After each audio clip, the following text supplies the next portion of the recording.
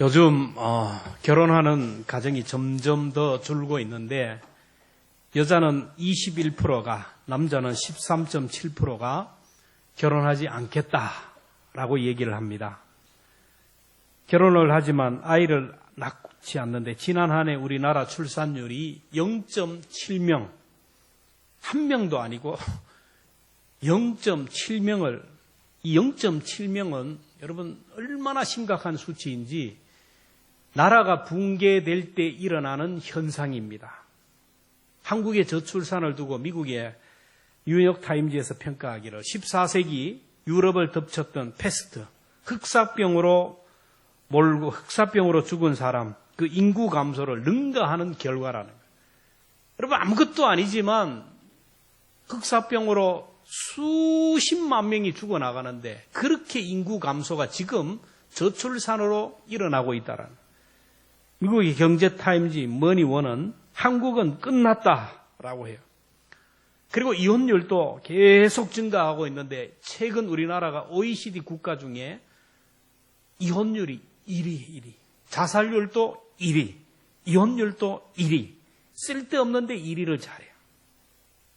왜 사람들이 결혼을 꺼려하고 자녀를 낳지 않을까요? 왜 이혼을 할까요? 한 사람에게 매이고 한 사람에게 속박되어 살기가 싫다라는 거예요. 한 남자에게 매여서 한 여자에게 매여서 일생을 동행하는 것이 싫다라는 거예요. 아이를 낳지 않는 이도 한 아이를 낳으면 이 아이와 함께 일생을 동행하면서 또 이렇게 희생해야 할 그 고통이 싫다라는 거예요. 그래서 아예 낳지 않고 혼자 살겠다라는 거예요. 오늘 이 시대에 동행이라는 단어가 어색한 시대가 되었는데 혼자 사는 가정이 점점 더 많아져요. 주택 문화도 달라지잖아요. 혼자 사는 주택이 많아지고 있고요. 혼자 밥을 먹고 혼자 영화를 보고 그러다가 혼자 고독사로 죽는 사람이 너무너무 많습니다. 요즘 성도들도 교회에 매이기를 싫어합니다. 신방을 싫어해요. 우리 교회만 아니라 다른 교회들이 다 그래요. 대신방 할 사람 모집하면 안 한대요. 신방을 싫어합니다. 교회 다니지만 등록을 하지 않고요. 교회 다니지만 성도들과 교제하지 않고 나홀로 신앙생활을 하는 사람이 많아요. 직분에 매이기도 귀찮고 교회 조직에 매이는 것도 귀찮고 구역에 매이기도 귀찮고 성도들과 함께 하는 게 싫다라네요. 공적 예배를 아주 등한시 여깁니다. 성경 읽지도 않고 기도하지도 않고 자기 속에는 옳은 대로 살아가요.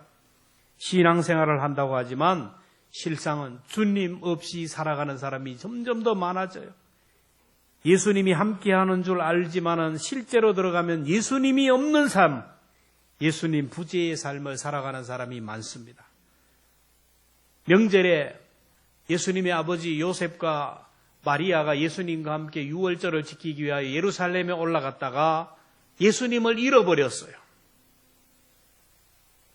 예수님이 성전에 들어가서 랍비들과 말씀을 읽고 듣고 하면서 토론하는데 그것도 알지 못하고 그냥 절기를 마치고 돌아오다가 예수님이 없다는 것을 발견합니다. 누가복음 2장 42절부터 읽습니다. 시작. 예수께서 12살 되었을 때 그들이 이 절기의 관례를 따라 올라갔다가 그날들을 마치고 돌아갈 때에 아이 예수는 예술남임 그 부모는 이를 알지 못하고 동행 중에 있는 줄로 생각하고 하룻길을 간 후 친족과 아는 자 중에서 찾되 만나지 못함에 찾으면서 예루살렘으로. 예수님은 하나님의 성전에서 랍비들과 말씀을 토론하고 있는데 이것도 모르고 예수님의 부모는 그냥 돌아오고 있어요. 예수님이 안 보이니까 삼촌들과 같이 가겠지, 친구들과 같이 가겠지 하고 오다 보니까 정말 예수님이 안 보이거든요. 그래서 다시 돌이켜서 예루살렘으로 돌아갔다라는 거예요. 이와 같이 예수님이 없는 인생을 살아가는 사람이 많습니다. 신앙생활을 한다고 하면서 주님이 동행한다고 하는데 실상 들어가 보면 주님 없는 인생이 많습니다. 우리 가정에 주님이 함께 하시겠지. 우리 자녀들의 삶 속에 주님이 함께 하시겠지. 주님이 세상 끝날까지 항상 함께 해주신다거니 내 인생에 주님이 함께 하시겠지 라고 하지만은 그러나 주님이 없는 삶을 살아가요. 주님 없이 예배드리고요. 주님 없이 사역하고 주님 없이 직장생활하고 주님 부재의 인생을 살아간다라는 거예요.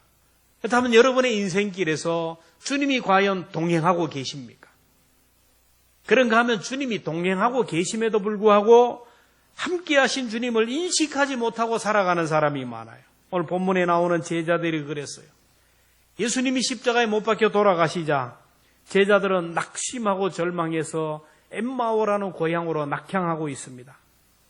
엠마오로 내려가는 제자들에게 주님이 동행했지만 그런 동행하신 주님을 알아차리지 못했어요.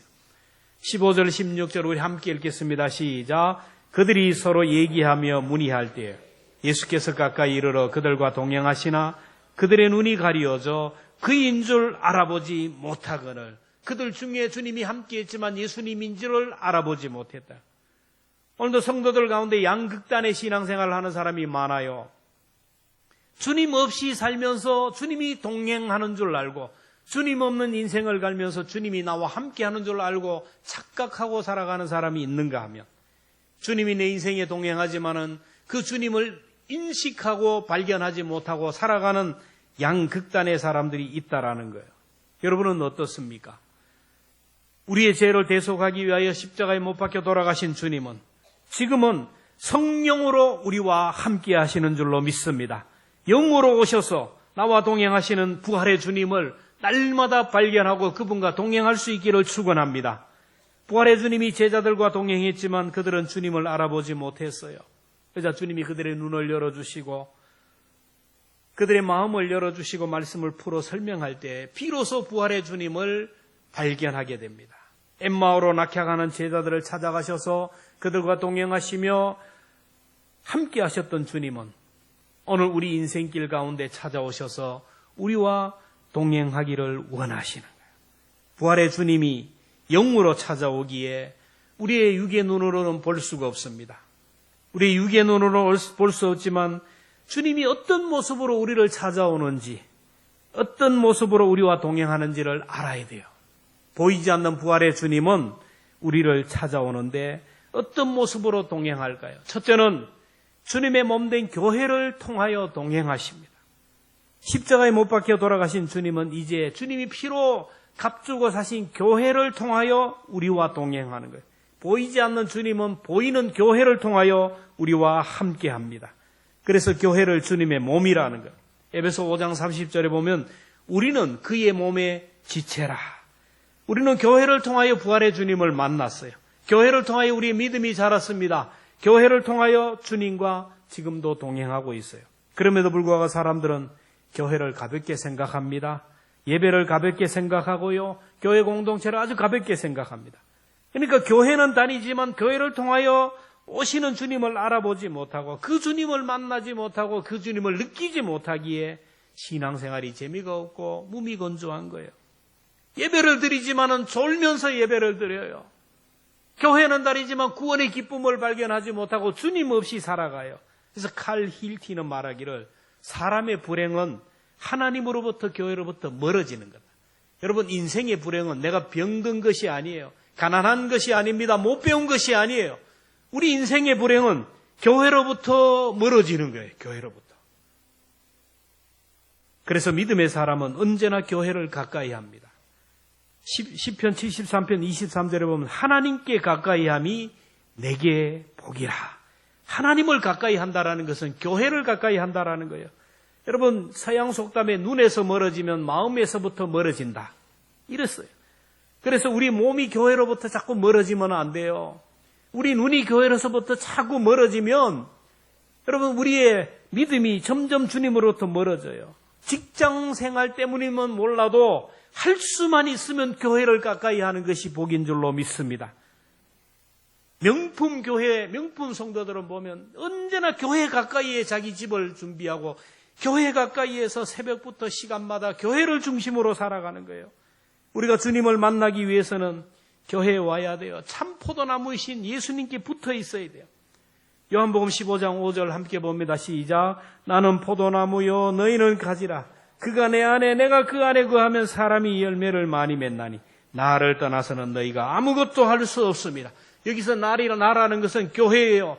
교회를 떠나서는 우리가 아무것도 안 되는 거예요. 포도나무 가지에 우리가 떨어지는 순간 모든 것이 끝나요.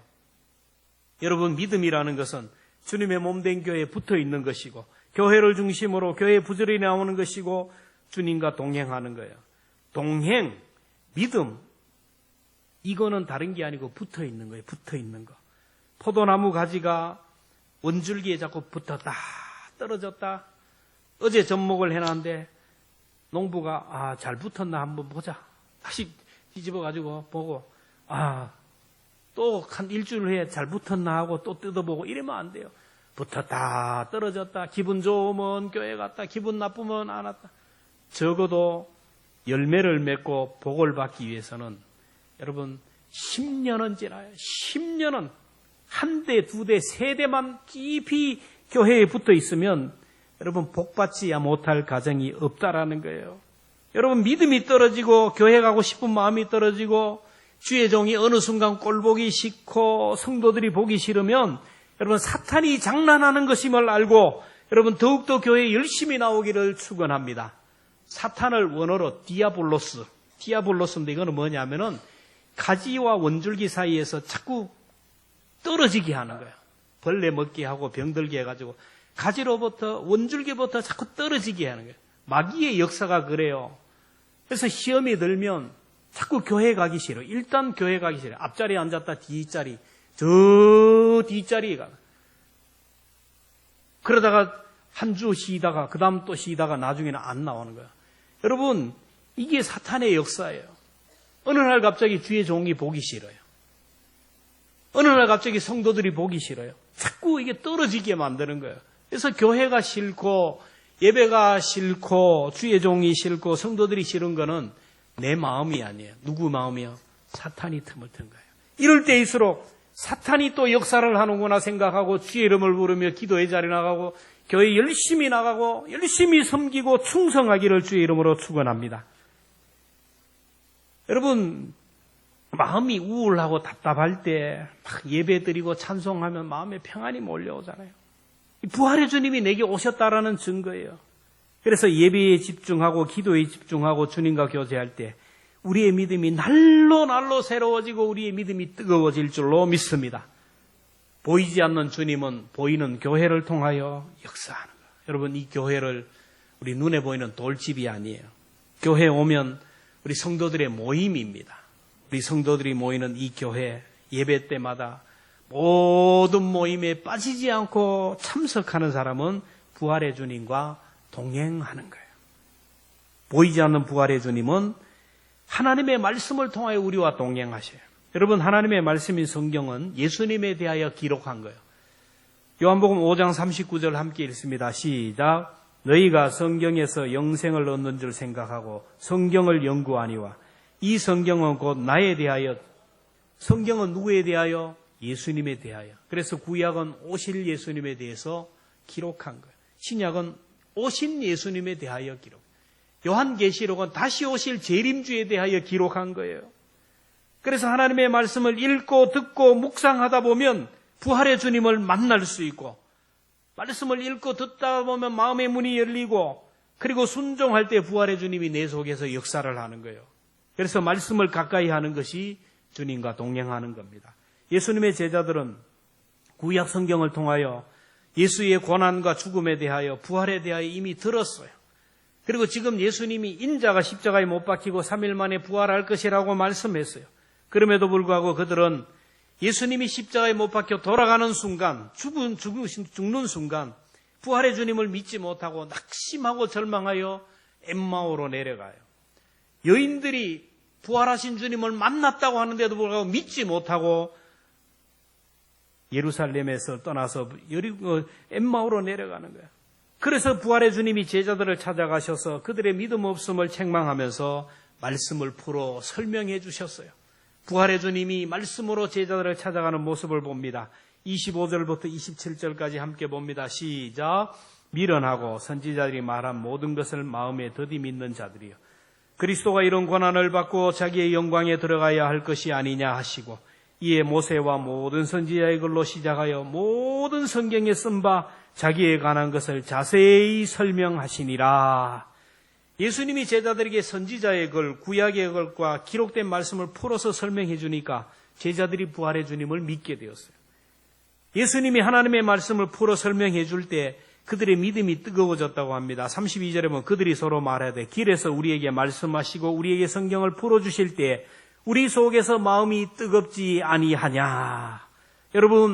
여러분도 성경을 읽다가 하나님의 말씀을 듣다가 마음이 뜨거워지기를 주의 이름으로 축원합니다. 그래서 예배드리기 전에 와서 기도할 때 하나님 오늘 말씀이 전해질 때 내 마음이 뜨거움이 있고 감격이 있게 하시고 깨달음이 있게 해달라고 기도하며 사모하고 준비할 수 있기를 축원합니다. 주님이 말씀을 풀어주실 때 마음이 뜨거워졌어요. 부활의 주님을 발견했습니다. 그렇습니다. 우리가 말씀을 읽으면 마음이 편안해지고 기쁨이 오고 뭔가 마음에 뿌듯함이 와요. 여러분 성경을 읽다가 막 스트레스 받는 사람이 있나요? 성경을 읽다가 보면 짜증나 막 덮어버리고 막 짜증나는 일이 나.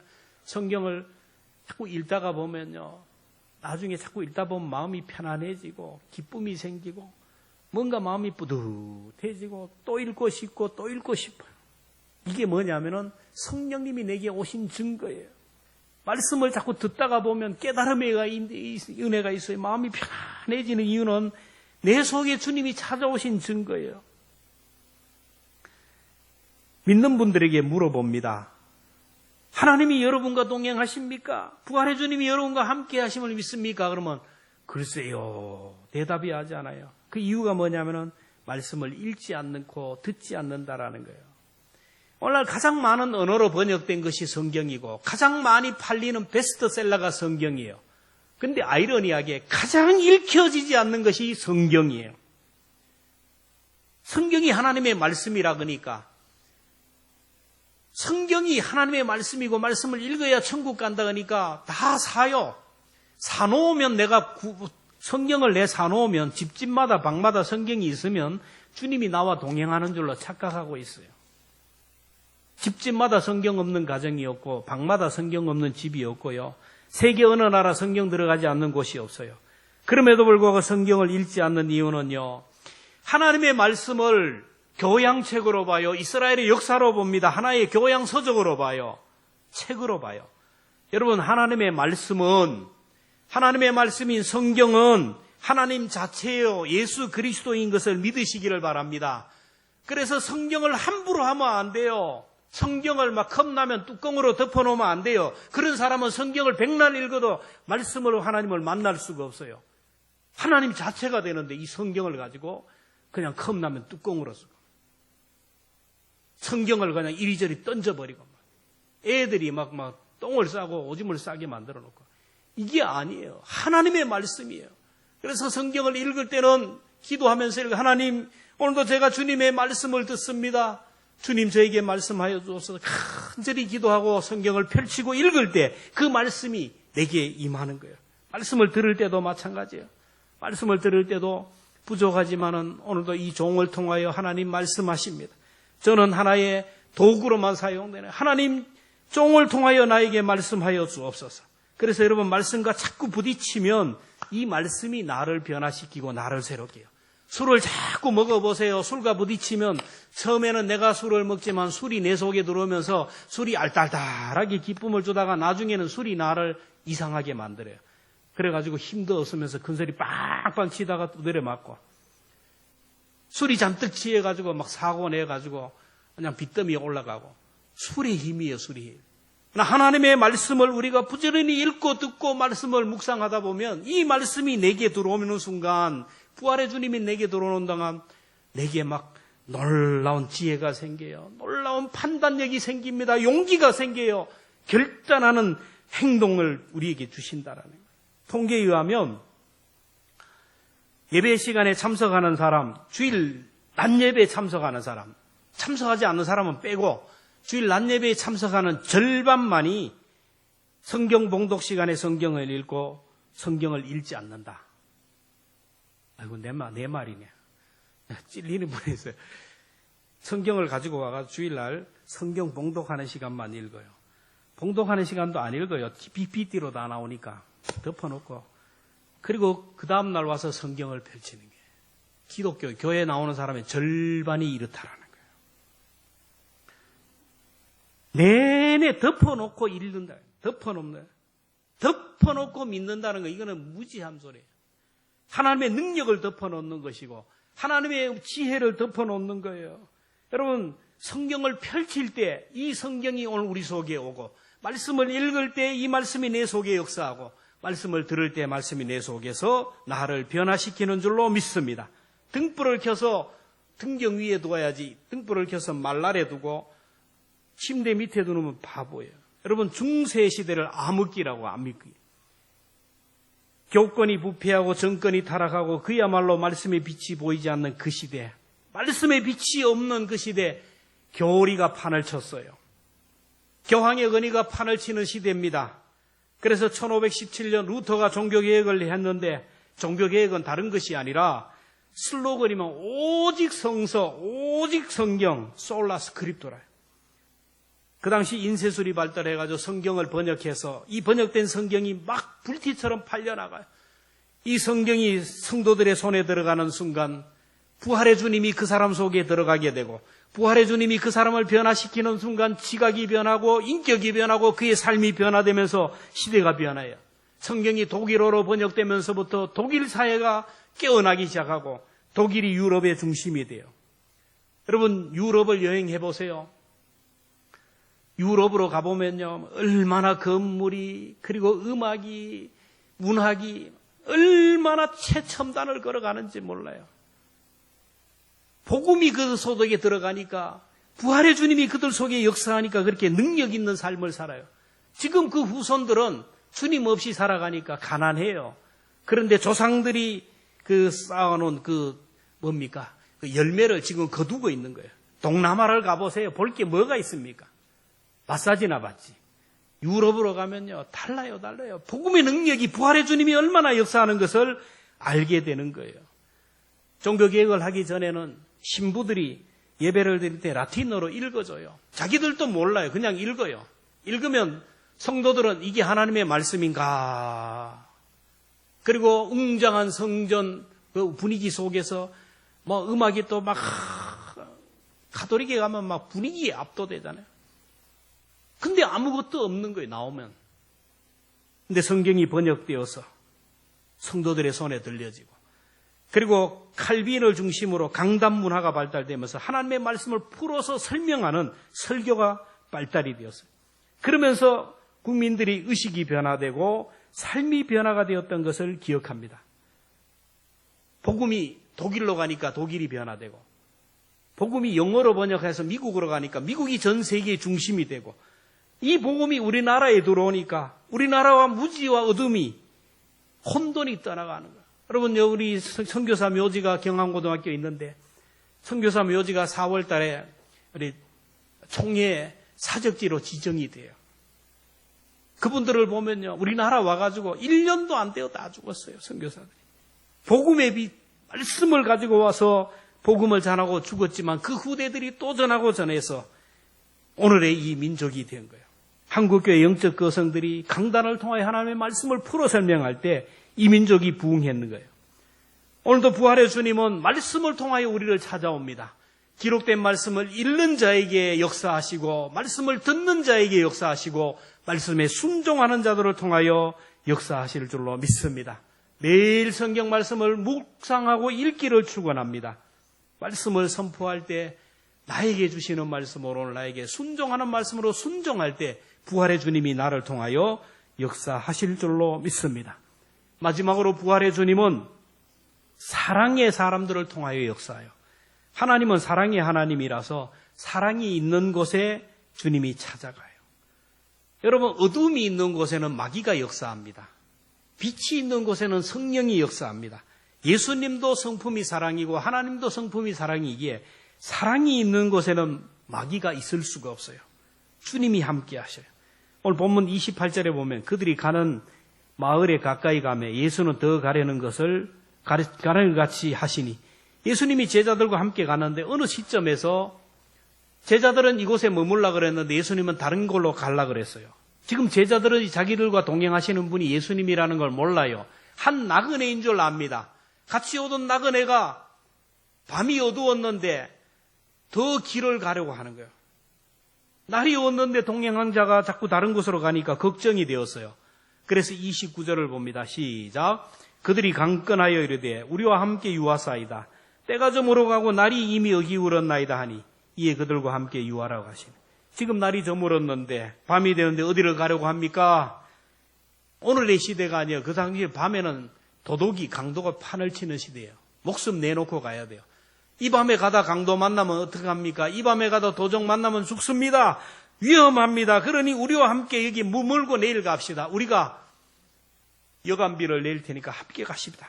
얼마나 불쌍히 여기고 사랑스러운 사랑의 마음입니까? 가든지 말든지 상관하지 않아요. 상대방을 걱정하고 염려하는 그 마음에서 그들을 강건해요. 사랑하는 마음, 불쌍히 여기는 마음, 그들 속에 부활의 주님이 함께 하셨어요. 그리고 그들에게 말씀합니다. 30절. 그들과 함께 음식 잡수실 때 떡을 가지고 축사하시고 떼어 그들에게 주시니 그들의 눈이 밝아져 그인 줄 알아보더라. 부활의 주님이 이제 떡을 떼어 가지고 축사하시고 제자들에게 주시니까 제자들이 눈이 밝아져 가지고 비로소 이분이 주님이라는 것을 알아보았어요. 제자들이 예수님이 떼어주는 사랑의 떡을 먹고 눈이 열리고 마음이 열렸어요. 그렇습니다. 주님은 사랑이 있는 곳에 임재하시고 사랑의 사람들 속에 역사하시고 사랑의 사람들이 모인 공동체에 역사하셔요. 여러분, 누군가를 막 미워하고 막 시기하고, 저도 그래요.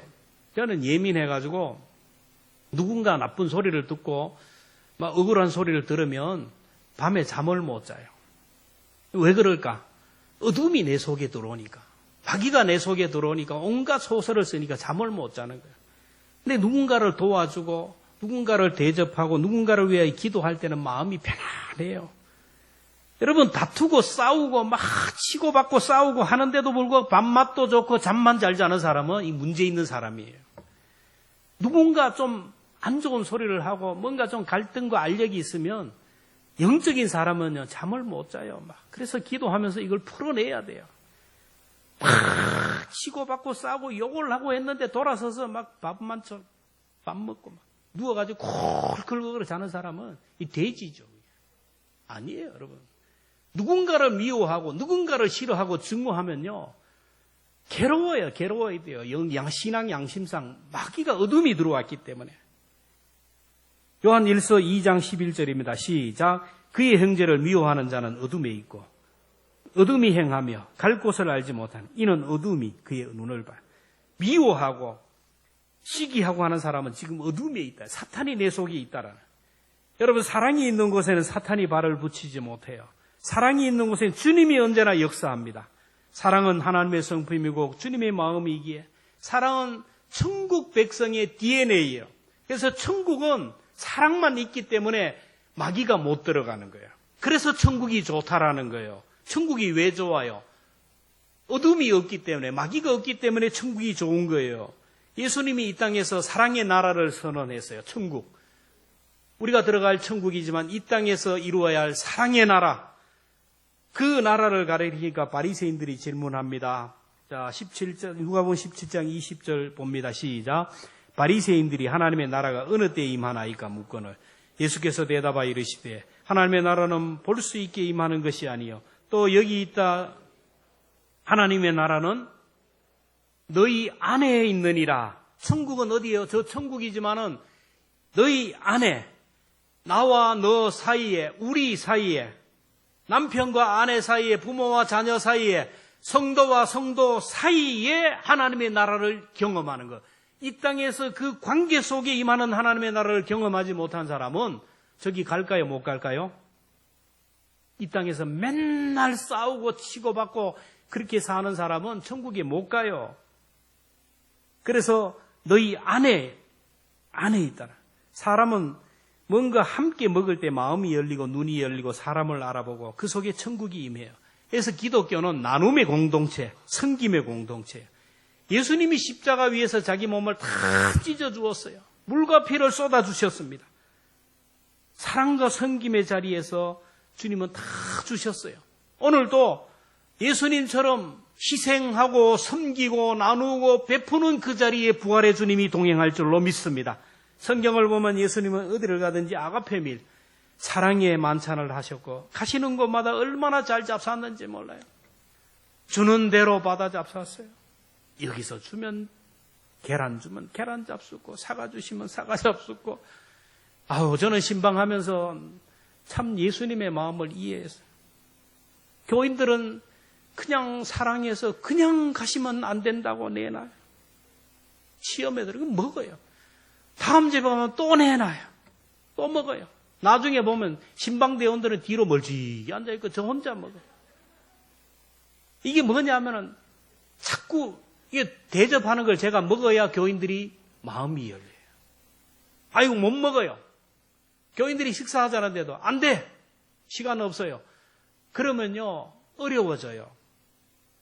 예수님이 얼마나 잘 잡쌌는지 몰라요. 그래서 목회를 먹해라. 잘 먹는 거예요. 여러분 신앙생활 잘하는 사람은 다른 게 아니에요.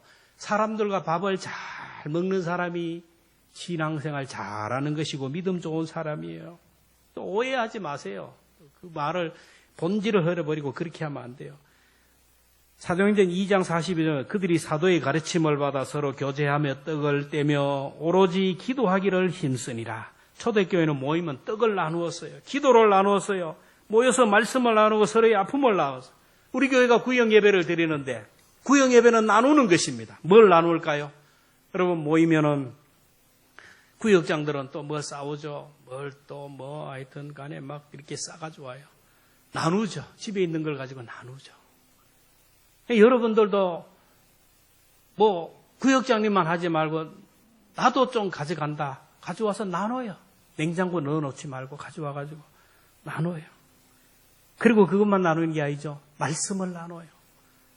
말씀 묵상하면서 여러분 받은 말씀 있잖아. 지난 한 주간 내가 이런 말씀을 묵상하다 은혜를 받았다고. 내가 받은 은혜를 서로 얘기하는 걸 나눠요. 그리고 내가 기도 응답 받은 것 간증거리를 나눠요. 그래서 구역 예배는 구역장님이 그냥 다 일방적으로 얘기하는 것이 아니고 구역장님은 마음의 문을 다 열고 자리를 펴주면 우리 구역 식구들은 한 사람씩 얘기해요. 우리 집에 이런 문제가 있는데 기도해 주세요. 우리 집에 손주가 이런 일이 있는데 문제를 놓고 이걸 가지고 함께 기도하고 내가 받은 말씀을 또 나누고 기도 제목을 나누고 그게 나눔의 공동체가 이거예요. 그 나누는 자리에 하나님이 함께 하신다네. 고통은 나눌수록 적어지고 기쁨은 나눌수록 커진다라는 거예요. 빌레몬서 1장 6절 함께 봅니다. 시작. 이로써 내 믿음의 교제와 우리 가운데 있는 선을 알게 하고 그리스도에 이르도록 역사하라. 믿음의 사람과 만나 떡을 나누고 사랑을 나누고 말씀을 나누다 보면 선한 것이 무엇인지를 알게 되고 예수님을 알게 되고 부활의 주님을 알게 된다라는 거예요. 말씀을 맺으려고 합니다. 부활의 주님은 언제나 우리와 동행하시지만 언제나 우리와 함께 하시고 우리와 동행하시기를 원하지만 사람들은 깨닫지 못하고 혼자 살아가고 있어요. 오늘도 보이지 않는 부활의 주님은 보이는 교회를 통하여 우리와 동행하시기를 원해요. 모든 공적인 예배, 교회 모든 모임에 여러분 부지런히 참석할 수 있기를 축원합니다. 이게 바로 부활의 주님과 동행하는 거예요. 교회로부터 멀어지면서 동행한다는 건 거짓말이에요. 교회로부터 멀어지면서 믿음 좋다는 건 다 거짓말이에요. 보이는 교회를 통하여 부활의 주님은 말씀을 통하여 우리와 동행하는 거예요. 말씀을 읽지 않고 신앙생활을 한다. 주님과 동행한다. 거짓말이에요. 말씀을 부지런히 읽고 묵상하기를 바라고 사랑의 교제를 통하여 여러분 어떻게 하든 다른 사람을 불쌍히 여기고 긍휼히 여기고 사랑하는 마음을 가지면 주님이 우리 속에 역사해요. 오늘 우리가 함께 찬송할 때인데 우리 살아계신 주 나의 참된 소망 내 모든 기쁨 이 함께 찬양할 때 오늘도 우리 속에 오셔서 함께 하시고 살아계신 그 주님 그 주님과 동행하는 그런 삶을 달라고 우리 함께 찬송하고 또 이 찬송 가운데 부활의 주님이 오늘 우리 속에 임재하기를 우리 바라겠습니다. 함께 찬양하겠습니다.